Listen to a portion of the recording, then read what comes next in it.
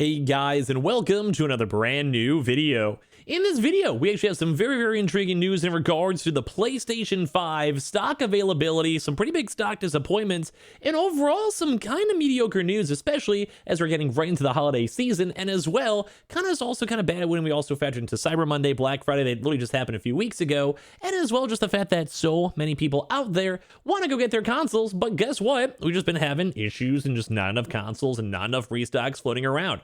I do kind of feel like these past 2 weeks have definitely been major big kind of like issues in regards to it, because we've had a very dry process. We've had a few confirmed drops. We've had a few things like PlayStation Directs. We're still watching quite a few retailers. We're seeing stock moving around and all that type of stuff. So we're always still seeing movement, and it's not the worst.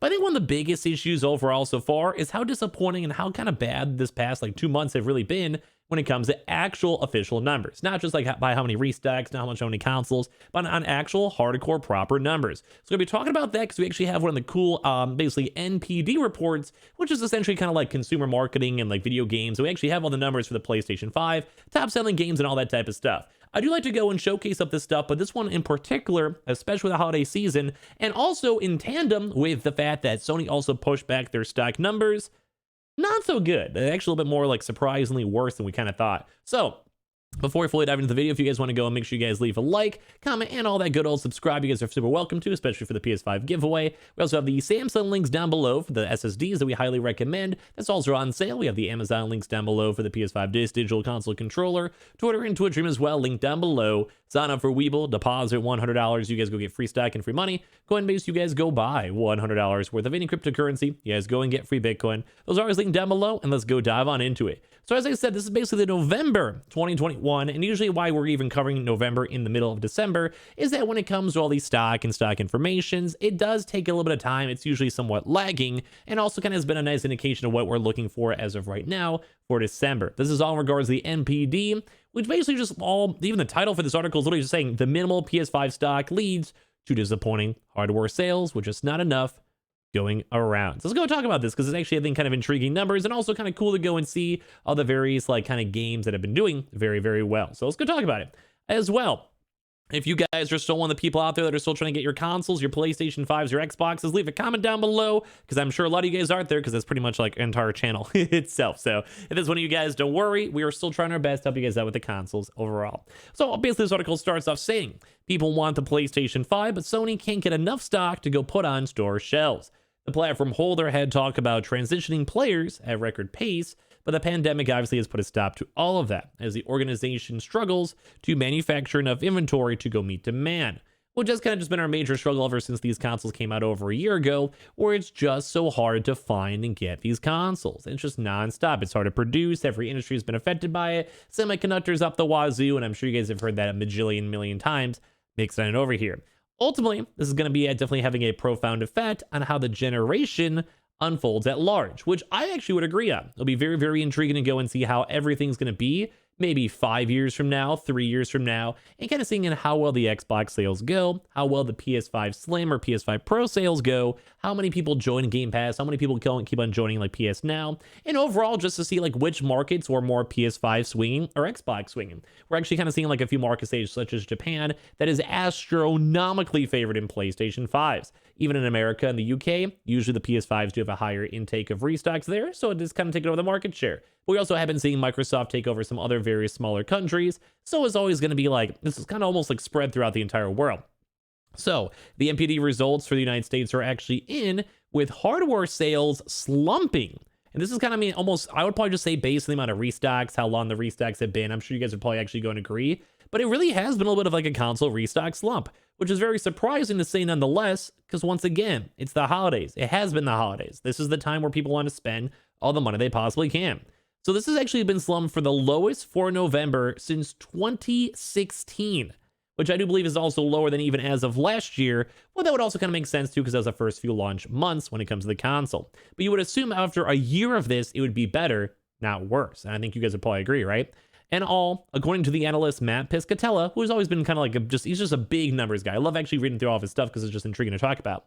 Due to the lack of just console available inventory, overall industry spend plunged 10% year over year as a result, pulling in 6.3 billion in total, which is still, I mean, very, very good numbers. Don't get me wrong. Those are extremely good and really well made numbers mixed on in.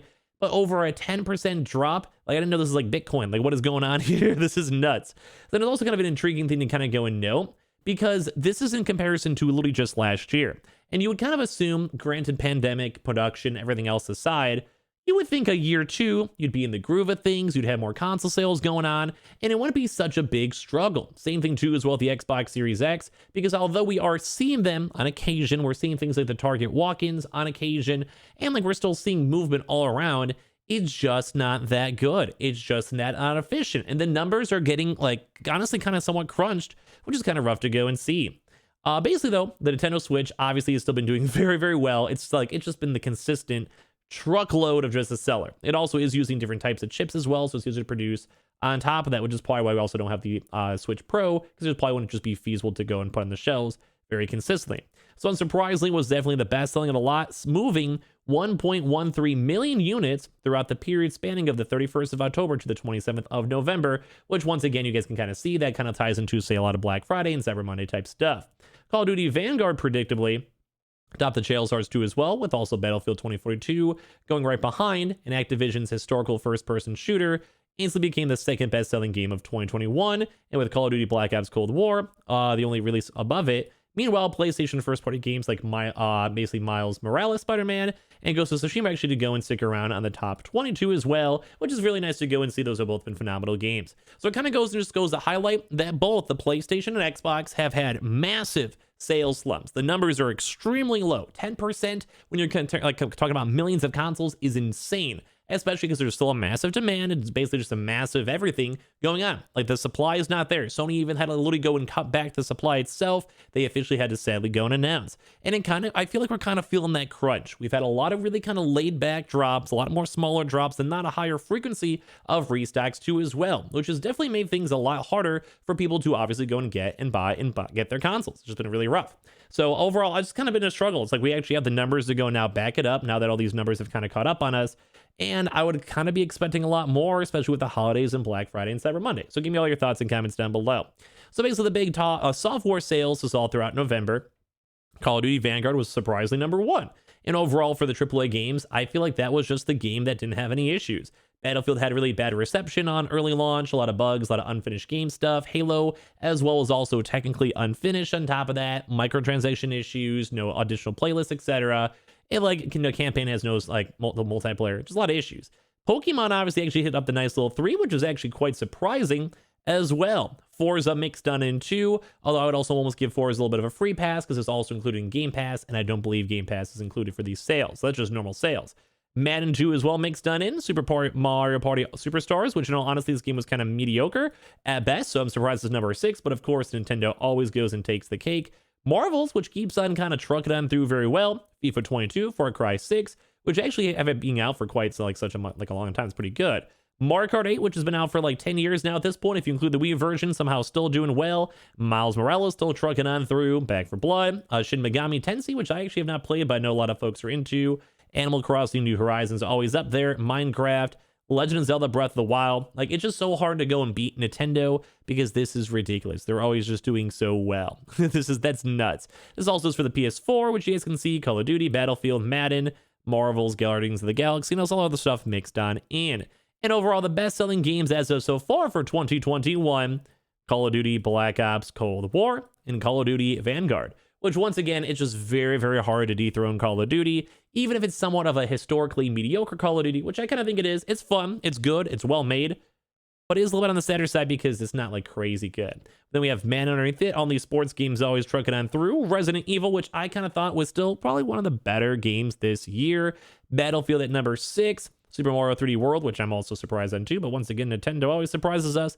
Brand new Pokemon, and of course, Far Cry and Marvel 2 as well.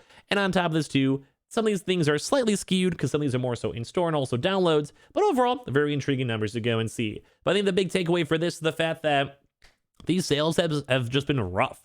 They've been rough, they've been bad, and they just need to go make more, but it's almost near impossible to make more because the semiconductor issue is still so bad.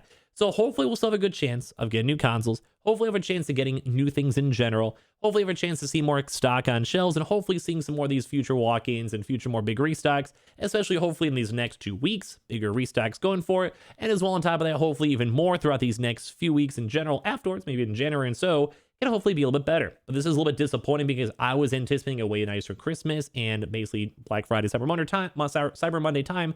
And overall, I'm a little bit disappointed in all this stuff. So give me your thoughts and comments down below. Hopefully next year, especially throughout the holidays, we'll have a lot more sales.